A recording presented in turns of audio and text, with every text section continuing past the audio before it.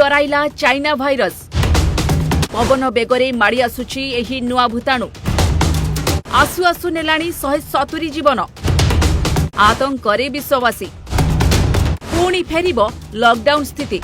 हाँ दर्शक बंधु पुणी डराइलाणी चाइना भाइरस व्यापुची ह्यूमन मेटान्यूमो भाइरस बा HMPV।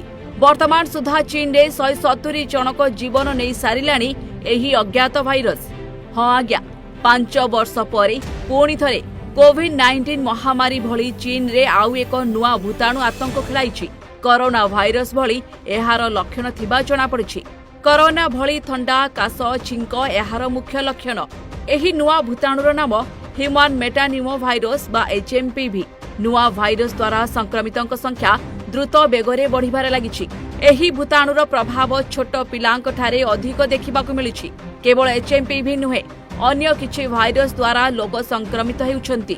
तेबे इन्फ्लुएंजा ई माइकोप्लाज्मा निमोनिया एवं कोविड-19 भाइरस रे भी संक्रमित हेउछन्ति लोके। बढ़ुथिबा संक्रमण पाई चीन रो अनेक स्थान रे जरूरी कालीन स्थितिर घोषणा मध्य करा जाइथिबा दाबी हेउछि।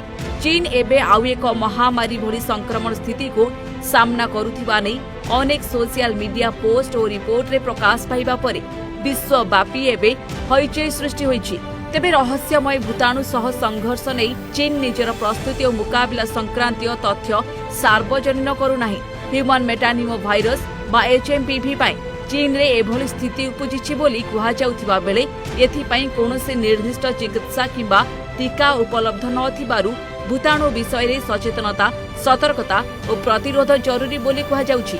क्लिवलैंड क्लिनिक रिपोर्ट अनुसार एहा एक उपर श्वासनली संक्रमण किंतु एहा बेले बेले निमोनिया आस्मा फ्लेयर अफ भली निम्न श्वासनली संक्रमण सृष्टि करि पारे किंबा क्रॉनिक ऑब्स्ट्रक्टिव पल्मोनारी डिजीज बा COPD को अधिक खराब करि पारे।